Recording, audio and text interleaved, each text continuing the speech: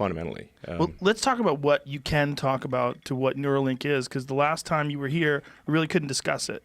And then there was I guess, a press release or something that sort of outlined. Yeah, sure. That had happened quite a bit after the last time you were here. So what exactly is it? How do you do what happens if someone ultimately does get a Neuralink installed? What will take place? Well, for version 1 of the device, it would be it basically implanted in your skull. So, but it would be flush with your skull. So you basically take out a chunk of skull, put the Neuralink device in there. You'd put the electrode. You'd insert the electrode threads very carefully into the brain, and then you stitch it up, and you wouldn't even know that somebody has it. So then it can interface basically anywhere in your brain. So it could be something that helps cure, say, eyesight, like returns your eyesight, even if you've like lost your optic nerve type of thing. Really? Yeah, absolutely. Hearing, obviously. I mean, pretty much anything that it could, in principle, fix almost anything that is wrong with the brain, and it could restore limb functionality. So if you've got interface into the motor cortex, and then an implant that's that's like a microcontroller in your muscle groups, you could then create a sort of a neural shunt that restores somebody who's a quadriplegic to full functionality. Like they can walk around, be normal. Whoa. Yeah. So maybe slightly better. Slightly better? Over time, yes. You mean with future iterations? Yeah. Like the $6 million man. Although these days that doesn't seem like cheap. much. Yeah. Yeah. $6 billion man. Yeah. So the hole would be small. How big would the hole be that you have to drill and then replace with this piece? It's only one hole? Well, yeah, the device we're working on right now is about an inch in diameter. And your skull's pretty thick, by the way. So skulls are... Mine is, for sure. It might actually literally be. I mean, if you're a big guy, your skull is actually fairly thick. Skull's is 7 to 14 millimeters. So that's probably a couple of inches. A half inch, half inch thick skull-ish. So that's a fair bit of we got quite a coconut going on there. It's not like some eggshell. Oh yeah, I believe you. So you basically implant the device. And so it would be like a 1 inch square, or 1 inch in diameter. Yeah, so an inch circle, like a circular. Yeah, I think like a smartwatch or something like that, or. Okay. Yeah. Okay, so you take this 1 inch diameter, like ice fishing, right? You ever go ice fishing? No, but I'd like to. It's great. Yeah. It's really fun. Yeah. So you basically take an auger and you drill through the surface of the ice. Yeah. And you create a small hole, and you can dunk your line in there. So this is like that. You're ice fishing on the top of your skull, and then you cork it. Yeah, and you replace that, say, 1 inch diameter piece of skull with this Neuralink device, and that has a battery and a Bluetooth and a inductive charger, and then you also got to insert the electrodes.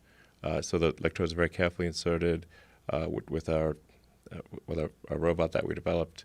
It's very carefully putting in the electrodes and avoiding any veins or arteries. So it doesn't create trauma. So through this 1 inch diameter device, electrodes be inserted, and they will find their way. Like tiny wires, basically. Tiny wires. Tiny wires. And they'll find their way to specific areas of the brain to stimulate? No, you literally put them where they're supposed to go. Oh, okay. Yeah, you insert. How long will these wires be? I mean, they usually go in depending on where it is, 2 or 3 millimeters. So they just find the spots. Yeah. Wow. And then, then you put the device in, and that gets that replaces the little piece of skull that was taken out, and then you you stitch up the hole, and you just have like a little scar, and that's it. Will And this then- be replaceable or reversible? Yes. Like if someone can't take it Yeah, anymore? yeah, you can I'm too take- smart. I can't take it. Yeah, you can totally take it out. And what is the, besides restoring limb function and eyesight and hearing, which are all amazing, is there any cognitive benefits that you anticipate from something like this? Yeah, I mean, you could for sure. I mean, basically, it's a generalized sort of thing for fixing any kind of brain injury. In principle, like if you've got like severe epilepsy or something like that, it could just sort of stop the epilepsy from occurring. Like it could detect it in real time and then fire a counter pulse and stop the epilepsy. I mean, there's a whole range of brain injuries. Like somebody gets a stroke, they could lose the ability to speak. That could also be fixed. So if you've got like stroke damage, or if you lose, say, muscle control over part of your face or something like that, I think. And then when you get old, you tend to, if you get like, Alzheimer's or something like that, then you lose memory, and this could help you with, restoring your memory, that kind of thing. Restoring memory. And what is happening that's allowing it to do that? Like the wires, these small wires, Yeah. are stimulating these areas of the brain. And then is it that the areas of the brain they're losing some sort of electrical force? Like what is happening? Yeah. Yeah? So it's like think of it as like a bunch of circuits, and there's some like circuits that are broken, and we can like fix those circuits. It's a substitute for those circuits. And so a specific frequency will go through this? Yeah, it's just Specific in that is the process figuring out how much or how little has to be, how much these areas of the brain have to be juiced up? yeah. I mean, there's still a lot of work to do. So when I say, we've got a shot at probably putting it in a person in, within a year, I think that's exactly what I mean. I think we have a chance of putting in someone and having them be healthy and restoring some functionality that they've lost. The fear is that eventually you're going to have to cut the whole top of someone's head off and put a new top Sure. with a whole bunch of wires if you want to get, the real turbocharged version, the P100D of brain stimulation. I mean, ultimately, if you want to go with full AI symbiosis, you'll probably want to do something like that. Symbiosis is a scary word when it comes to AI. It's optional. I would hope so. Yeah. It's just, I mean, once you enjoy the Dr. Manhattan lifestyle, once you become a god, seems very, very unlikely you're going to want to go back to being stupid again. I mean, you literally could fundamentally change the way human beings interface with each other. Yes. Yes. You wouldn't need to talk. I'm so scared of that, but so excited about it at the same time. Is that weird? Yeah, I mean, I think this is one of the paths to, like think like what are like AI is getting better and better. So now let's assume it's sort of like a benign AI scenario. Even in a benign scenario, we're kind of left behind. We're not along for the ride. We're just too dumb. Right. So how do you go along for the ride? It's like if you can't beat them, join them. So, and we're already a cyborg to some degree, right? Because you've got your phone, you've got your laptop, Glasses. you get your Sure. electronic devices. Yeah. I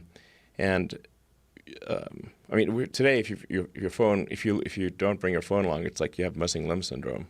It's like feels like something's really missing. So we're already partly partly a cyborg or an AI symbiote, essentially. It's just that the data rate to the electronics is slow. So especially output, like you're just going with your thumbs. I mean, like, what's your data rate? maybe optimistically 100 bits per second. That's being generous. And now the computer can communicate at like 100 terabits. So certainly gigabits are trivial at this point. So this is like basically your computer could do things a million times faster. Or at a certain point, it's like the AI is like talking to a tree. Okay, it's just boring. You talk to a tree. It's not very entertaining. So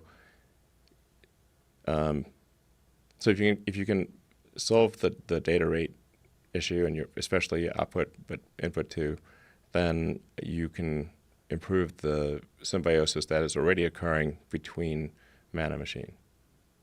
So you can improve it in when you said you won't have to talk to each other anymore. We used to joke around about that. I've joked around about that a million times on this podcast, that one day in the future there's going to come a time where you can read each other's minds. Yeah. And well, you'll be able to interface with each other in some sort of a non-verbal, non-physical way where you will transfer data back and forth to each other without having to actually use your mouth and make noises. Exactly. So what happens when let's say you've got some complex idea that you're trying to convey to somebody else, and how do you do that? Well, your brain spends a lot of effort compressing a complex concept into words, and there's a lot of loss, information loss that occurs when compressing a complex concept into words. And then you say those words are then interpreted, then they're decompressed by the person who is listening, and they will at best get a very incomplete understanding of what you're trying to convey. It's very difficult to convey a complex concept with precision because you've got compression, decompression. You may not even have heard all the words correctly, and so communication is difficult. What we have here is a failure to communicate. It's Cool Aunt Luke. Yes, and there's a great movie. Yeah, great movie. And there's an interpretation factor too. Like you can choose to interpret certain series of words in different ways, and they're dependent upon tone, dependent upon social cues, even facial expressions, sarcasm. There's a lot of variables. Sarcasm is difficult. Yes. Yeah. And so one of the things that I've said is like that there could be potentially a universal language that's created through computers that particularly young kids would pick up very quickly. Like my kids do TikTok and all this jazz, and I don't know what they're doing. They just know how to do it, and they know how to do it really quickly. Like they learn really quickly, and they show me how to edit things. And it's if you taught a child from first grade on how to use some new universal language, I mean, essentially like a Rosetta Stone, and something that's done that interprets your thoughts, and you can convey your thoughts with no room for interpretation, with clear, very clear, where you know what a person's saying, and you can tell them what you're saying, and there's no need for noises, no need for mouth noises, no need for these sort of accepted ways that we've sort of evolved to make sounds that we all agree. We through our cultural dictionary and we agree, or certain we could bypass all that. Yeah, you can still do it for fun, sentimental reasons, right? Like campfires. Yeah, exactly. You don't need campfires. You don't need to roast marshmallows. It's kind of fun, right?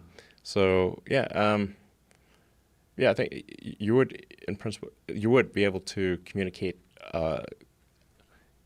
very quickly and with far more precision ideas, and language would. I'm not sure what would happen to language, but you could probably, in a situation like this, that you would be able to just, it would be kind of like the Matrix. You want to speak a different language, no problem. Right. Just wire it. We'll just download the program. Whew. Right. So, at least for the first few iterations, we'll just be able to use. Like, I know that Google has their some of their Pixel buds have the ability to interpret languages in real time. Like, sure. Yeah, you can hear it, and it'll play things back to you in whatever language you choose. So it'd be something along those lines. Yeah. For the first few iterations. Well, the first few iterations are, I mean, what I'm talking about is like in the limit over time, with a lot of development. The first few iterations, really in the first few versions, all we're going to be trying to do is solve brain injuries. So it's like, don't worry that it's not going to sneak up on you. This will take a while. How many years before you don't have to talk? If the development continues to accelerate, then maybe like 5 years, 5 to 10 years. That's quick. That's really quick. That's the best case scenario. No talking anymore in 5 years. Best case scenario. But 10 years more like it.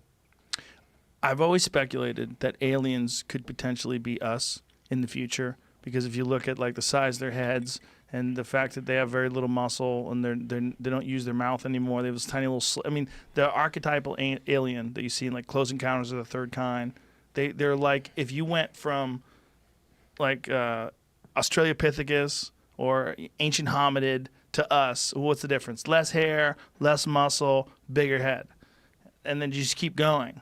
1,000, a million, whatever year, or 5 years, whatever happens when Neuralink goes online, and then we slowly start to adapt to this new way of being, where we don't use our muscles anymore. We have this gigantic head. We can talk without words. You could also save state. And Save state? Save state, like save your brain state, like a saved game in a video game. Whoa. like if you want to swap from Windows 95 to like you probably a little better than that, but yeah. I think we are Windows 95 right now. Yeah. From a future perspective, probably. Yeah. But yeah, I mean, you could save state and restore that state into a biological being if you wanted to in the future. In principle, there's like nothing like from a physics standpoint that prevents us. Now you'd be a little different, but then you're also a little different when you wake up in the morning from yesterday, and you're a little different. In fact, if you say like you 5 years ago versus you today, is quite a big difference. Yes.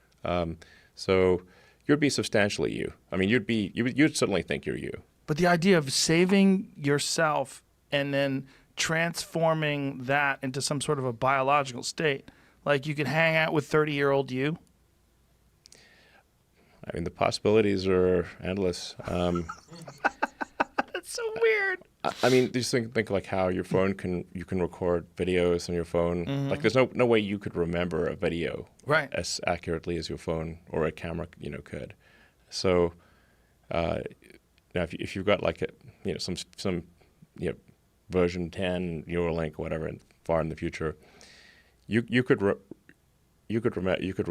recall everything, just like it's a movie. Crystal clear. Including the entire sensory experience, emotions, everything, and play it back.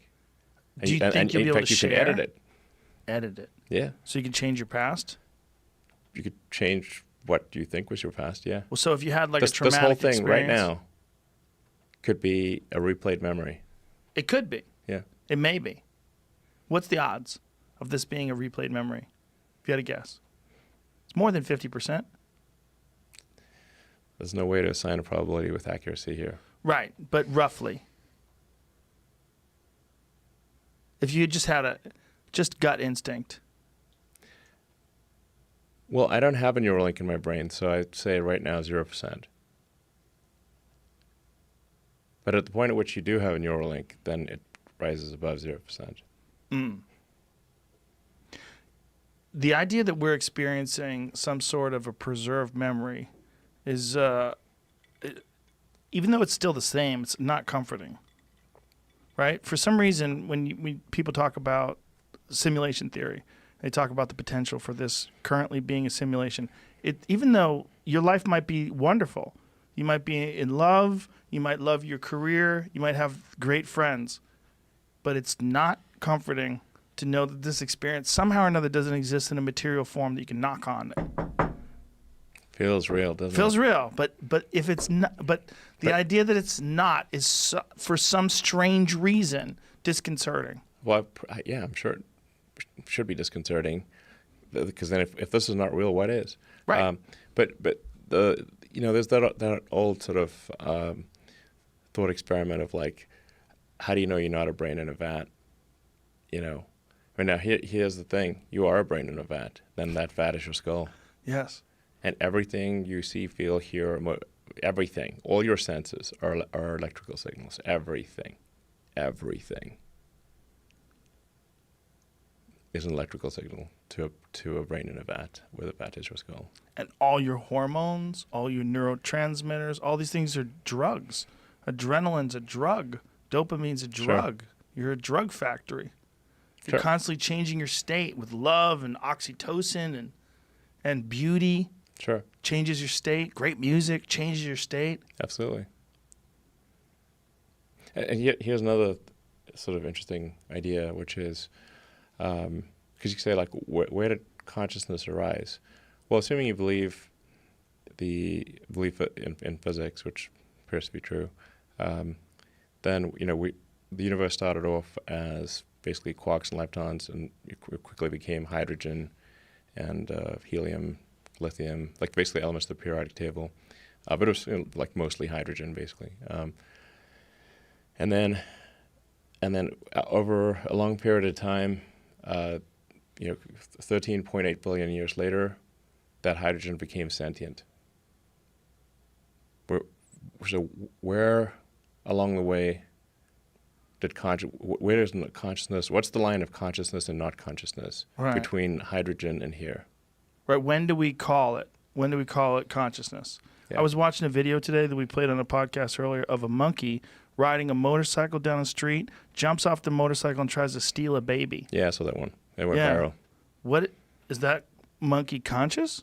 It seems like it is. It seems like it had a plan. It was riding a fucking motorcycle and then jumped off the motorcycle to try to steal a baby.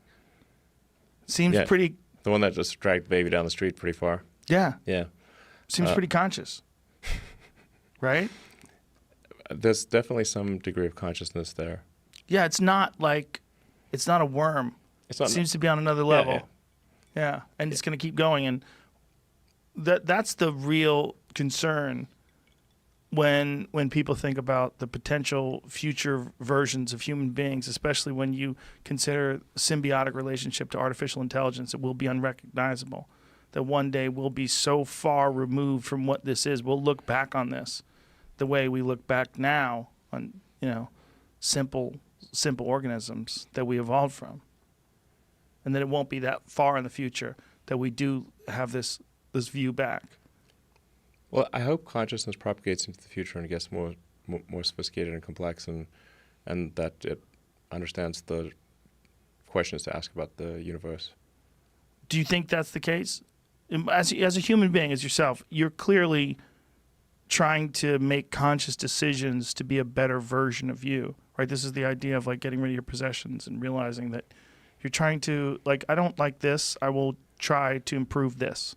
I will try to do a better version of the way I interface with reality. That this is always the way things are. If you're moving in some sort of a direction where you're trying to improve things, you're always going to move into this new place where you look back in the old place and go, I was doing it wrong back then. So this is an accelerated version of that, a super accelerated version of that. I mean, you don't always improve, but you can aspire to improve. You can aspire to be less wrong. Yeah.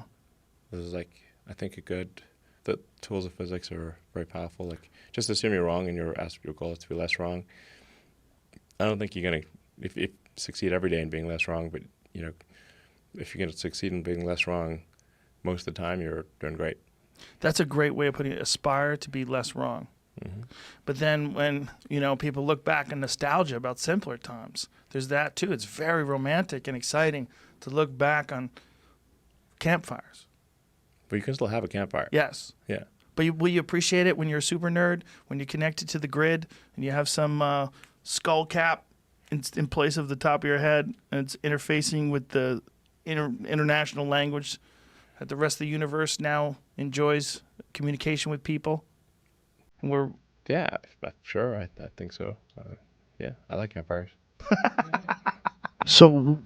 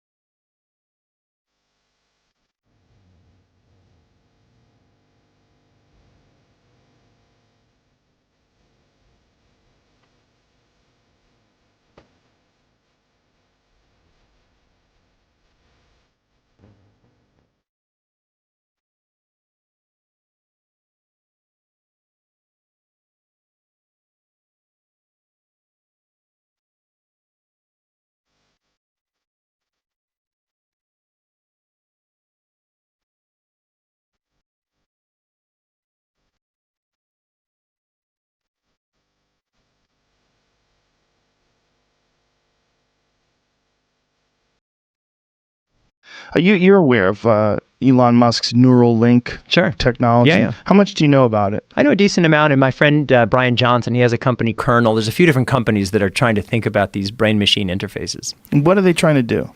Basically, what they're trying to do is to find a way to connect our brains to our machines. And there's a little bit of progress. Our brains they're incredibly complicated and they're messy. I mean, there's a lot that's happening.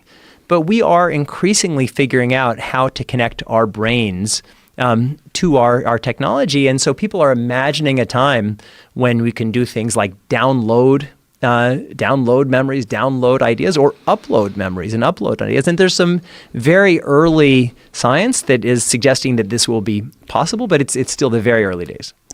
The very early days. But Elon was giving the impression that sometime this year they're going to release something.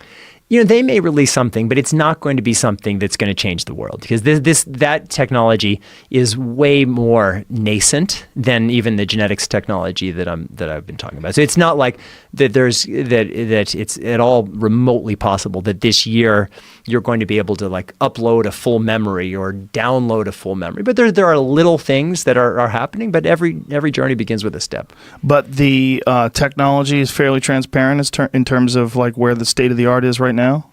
It is, in that it's extremely early. This stuff is so when you think of like about systems that we understand. I mentioned that we understand just a little bit about genomics. We know less about the brain. The brain is kind of the great unknown of this universe. We know more about the oceans than we know about our brain. I mean, it's just we know very, very little. We understand that if you kind of stick an electric current in somebody's brain, like that's going to, if you kind of shoot a spike through somebody's head, but really understanding how the brain functions, we're still in the very, very early days. So do you think that Kurzweil's off with this idea that you're going to be able to download your consciousness into a computer? Because that's one of the most controversial ideas that he's come up with, right? So I think he's off based on your use of the word "your." So I mentioned that a month ago I was in Kyoto, and I was at this stem cell lab. But I also went to another lab of a guy named Hiroshi Ishiguro, who's the world's leading humanoid roboticist. And so he's the guy who was on the cover of Wired, and he's created these robot avatars. And like I had a conversation with this robot woman, Erica. And it was really interesting because I could see that like if I would smile, she'd smile and lean forward. And if I had like a over-exaggerated sad face, she'd like change her expression. And she can have like basic conversations. Wow. But we're still a long way. And so from having full robotics, but I had this full robotic human interactions, but I had this debate with Ishiguro. And he was saying that he thought that the future of humanity was non-biological, that we were going to kind of unload ourselves to these non-biological entities, and that is how we would gain our immortality. And I argued something very different. I feel like we are biological beings. I think we'll fully integrate with our technology, but if we ever become entirely non-biological, then that's not us. Either we will have committed suicide as a species, or these robots that will have killed us. Because even if, let's just say that I could download my entire consciousness to some kind of robot, and let's just say that was possible, that robot would be me for that first exact moment when the transfer happened. But then beyond that, they wouldn't be me anymore, because there would be a whole other set of experience. But certainly our interaction, our connectivity with this tech is going to be greater. And so even if Kurzweil isn't exactly right, he's directionally right. Yeah, the problem would be that you would be locked in. Like, if they downloaded your consciousness into some sort of a bank of computers somewhere, where are you? If that's your consciousness is in these ones and zeros. Yeah. And that's terrifying. What's terrifying is if somebody didn't like you and they said, I'm going to make one version of you suffer for all eternity. And then I'm going to just download you while you sleep. It's true. But I have something worse than that. Okay. Death. And so I think that nobody is going to say, well, I'm going to be Joe living a life, or I'm going to like not be Joe and I'll just have my consciousness downloaded someplace else. And so if the comparison is, well, I've lived this life and I don't want to die, and so I'd rather kind of be here in some kind of version, and even if it's not me, just something. Really? I think some people will want that. Not everybody. I think some people will, but they don't know what they're getting, right? Yes. In terms of you don't know what that experience is going to be like, Yeah. nor do you know if there is some sort of a chemical gateway that happens in the mind when you do expire and allows you to pass through to the other dimension that your consciousness and your soul longs to travel to. But no, I hope you're right about that. I'm definitely not right. I've written about this in my novel. It's like, but I think kind of when you're dead, you're just dead. And the Why good do you news think for you that, though? Well, just because I think that this kind of immortality comes because time stops. Time is this relative concept. And so at the moment that you die, that's immortality for you because time stops flowing for you. That's what Einstein taught us. Time is this relative concept. Other people, very legitimately, and there's no way to prove it, feel that we have this soul and this soul can travel to other dimensions. I happen to believe that we are biological beings and our experience of the soul, whatever, is connected to our biology. When our biology stops functioning, those experiences, whatever they are, stop being accessible, at least to us. See, I don't have a desired outcome. I mean, I would love it if aliens were real. Okay. But when someone starts talking about disinformation and propaganda campaigns, but they want you to believe them. Right. But don't listen, I'm here telling you the truth. I'm here telling you the truth. I'm not saying I'm telling you the truth at all. That's why I was No, like, not you. Joe, let's wait For till sure not hour you. 3 because it's too explosive. People have such a horse in the race already. With aliens, you think? Well, I mean, maybe you are neutral. I don't know. I know I'm neutral. You know? Yeah, I will listen. I absolutely want aliens to be real. 100%. Wouldn't it be interesting? I'm not neutral, but Okay. I am neutral in my perceptions. And when I look at things, I go, I don't know about that. Me too. I want to see a picture. Like, what do these guys look like? I mean, what did they do to them? Did he describe what kind of surgical alterations? I stayed with a source. I mean, after the book published, I would go and visit him. We'd sit in a Chinese restaurant and eat and talk, and I would try to get a droplet of information out of him. And what was he doing? Oh, my God. Avoiding it? He avoided it. I mean, look, here's another thing. When the book came out, his wife of 65 years knew it was him, okay? And I went out to Las Vegas and sat there in a room with the source and his wife. And she said, tell me this isn't true. Tell me you made this all up, to her husband. And he said, it's the truth. I mean, that's a triangular version of getting at the truth. But again, to reiterate, I believe he believes what he told me was the truth. That was the truth he was told. I think there's certain agents that think it's fun to fuck with reporters and journalists and make things up. I really do. And I think especially when they're talking about secret information that they were sworn to protect. And then all of a sudden they want to talk to someone that they don't even know on the sneak tip. Let's meet at a diner. I'm going to tell you everything. That's not how we met. Well, I mean, Right. however you met. Yeah. You know what I'm Well, we saying? met because I was interviewing nuclear weapons engineers who were setting off nuclear bombs in Area 51, in the Nevada test site, Area 12, Area 23. And they all said to me, you've got to talk to the top engineer of all this weaponry. And they gave me his name. And we talked for days and hours about nuclear weapons. And then, in one conversation, he began to cry and told me this story that I was like, what? What? Why was he crying? He was crying because he participated in our version of the human experiments. Because what the Russians do, we do. Look, I've written 5 books about this. We altered people to make them look like aliens? According to him, we had a small program in 1951 where we wanted to see how the Russians did what they did, how they made human beings look like this. So what'd they do? Take prisoners or something? Like what? Who do they alter? He said they were handicapped children. Oh, Jesus. And he told me that he participated in this. So again, I mean, unless you have someone that lost their mind at age 90 and was willing to tell their wife of 65 years, I lost my mind. So he's saying that he participated in something that altered handicapped children. When you say handicapped, you mean like Down syndrome or something like that? And they made them look like aliens and then killed them? Like, how did they What did they do with this? This is where we get into drops of information coming out. But what I can say is he had a grandchild that was born that way. And the grandchild did not live long. The grandchild died. And it made him feel so guilty about what he had done that he felt compelled to confess, if you will. And I remember saying to him, why are you telling me this? Why don't you tell a priest? And he said, a priest would judge me, and I can tell you won't. Why wouldn't you judge him? I'd judge him. Well, I guess that's why I'm a born journalist, Joe, because I really try not to judge people. I mean, my new book, Surprise, Kill, Vanish, it's about assassins. It's about people who work for the CIA who do what needs to be done on the ground in the name of national security. I don't judge them. This is why, what's really at issue here is morality, right? Yeah. I mean, can I tell you how I got the idea for this book? Sure, but let me, before we go any further, so... You want to talk about the aliens? Yeah. Was he saying that there have never been any encounters with alien spacecrafts? He was totally neutral about aliens. He had nothing to do with aliens. He could have cared less. He didn't watch the X-Files. And what was his take on Bob Lazar? His take on Bob Lazar was that he probably saw something that the government had an extension of the program. I mean, he didn't know. That was speculative. We didn't talk about that. I mean, other than inference.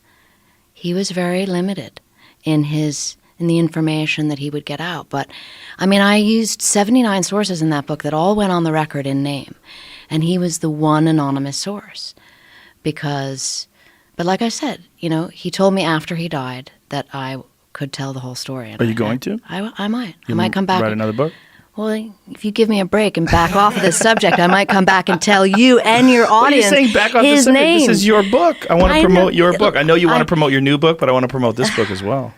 I mean, I'm teasing you, right? I know you are. But it's like it's an astonishing story, and I think the best line of all is that people that read about that in the very end of what we did, they go, "I wish they were aliens." So Stalin created some sort of a craft that mimicked. You're going to read it. Okay. That's what you're going to do You're the not rest of gonna the tell me? afternoon. Nope. I'm going to come back on your show after you read it. And we're talking. I think we should probably get into this a little bit. Okay. Come on with the questions. Okay. I'm used to asking the questions. Are you? Oh, right. As a journalist, yeah. Now, Stalin and the Russians created something that mimicked a UFO, something that looked like it would be from another planet. Is that what they did? Mothership. In those days, drones were. There was a mothership and a drone was attached to it, and it was jettisoned off. Okay. So according in those days. well, in 1947, 48, What do right? you mean by? Well, they didn't. I mean, that was drone technology then. Okay. Right. So there's a mothercraft, like an aircraft, and then the drone is like a small aircraft under it, and it gets jettisoned off. And that was what the craft was. It was jettisoned off. So Stalin actually, according to the source, invaded our airspace, which was the deep embarrassment to Truman. So he invaded our airspace and then let this drone crash land on the ground with these things that turned out to be human. Yes. They looked like aliens, but they turned out to be humans that were manipulated surgically to look like aliens. Yes, as a way to, and remember, I mean, not remember, but where this was, very close to a nuclear weapons base, to our White Sands military base. I mean, this is like not a place you want the Russians to be able to get near. Right. I mean, what was interesting is at Area 51, we then went out and mimicked all of those. One of our early drones was a mimicry of that. It was there was a M21, which was the mothership, and a D21, which was the daughter ship. So How did they pilot them? Was it wirelessly like we do now? No. Then it was like there was a pilot in the mothership, and they kind of let it go. Right, and it flew off. I mean, there's incredible stories of what the CIA was able to do out there at Area 51 with their air branch. The technology, they're always ahead of technology. That's what's remarkable. Well, what Bob Lazar did film that was really shocking was the filming of these drones flying around and performing these really you've seen those videos, I'm sure, right? In the 80s, it gets really crazy with what they're able to do and what they're. But I mean, why I like looking at history is because you can see the progression.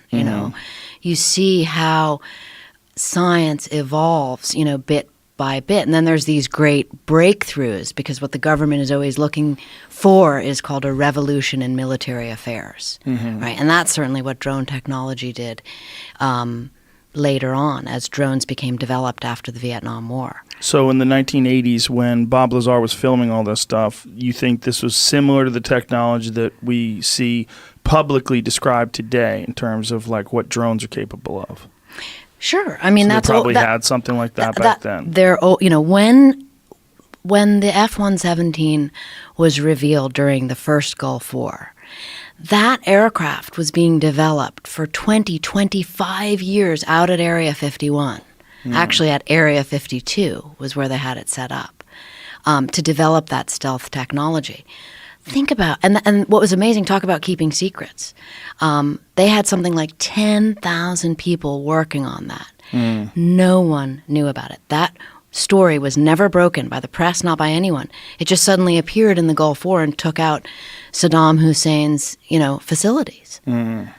That's a revolution in military affairs. What becomes interesting is then it becomes obsolete, because now everybody knows about it and everybody's going to mimic that. And now you have to have a new weapon system, and that's the military-industrial complex. So was this drone aircraft that was released from the mothership, was this capable of autonomous flight, or was it just they just threw it out there and let it crash? The latter, right? And remember, that information I am very limited to. That's why it's 12 pages. It's like the source gave me these little bits of information, which I felt was important to include because it speaks to the big issue.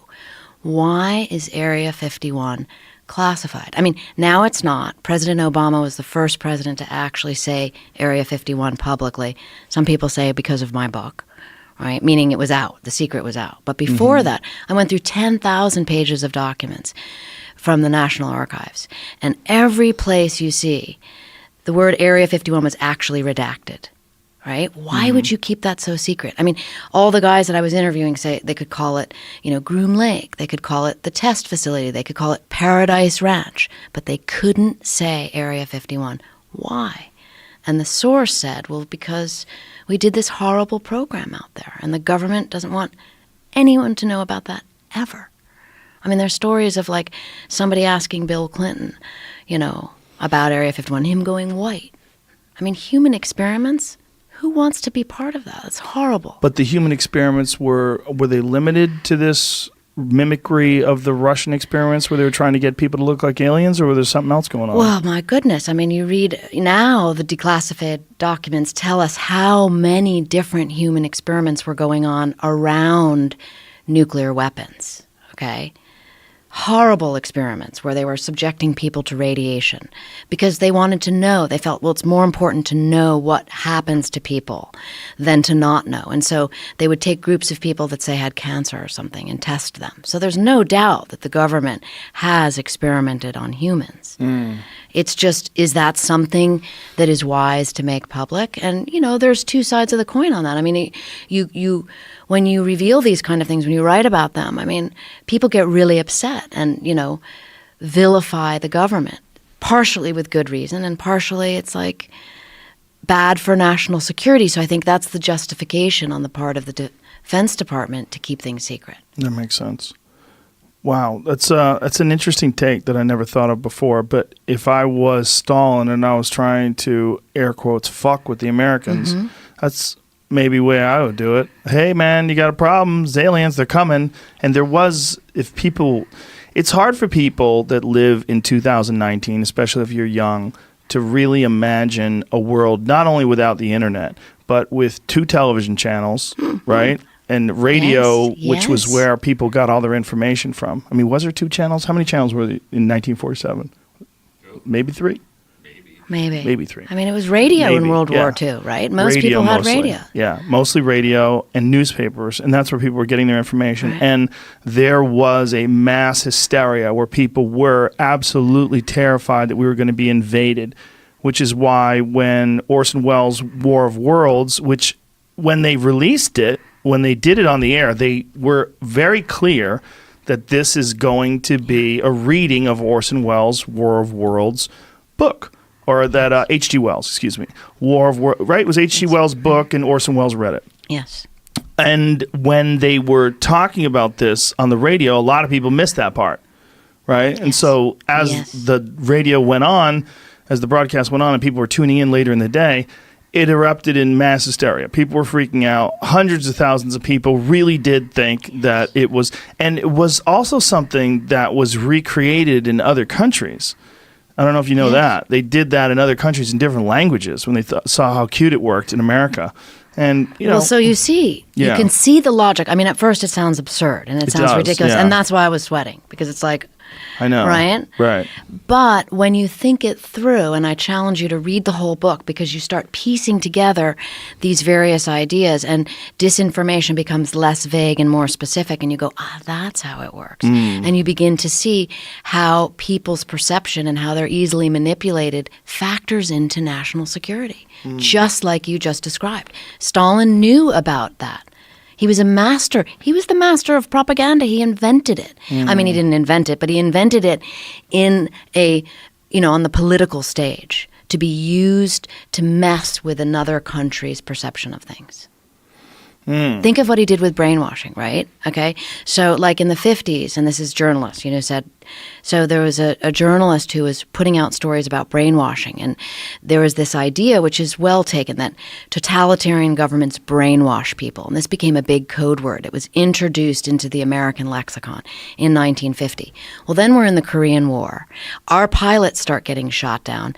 They're put on TV by the communists saying terrible things about America, the American pilots. And suddenly it was like, they've been brainwashed. It was very convenient to have that story.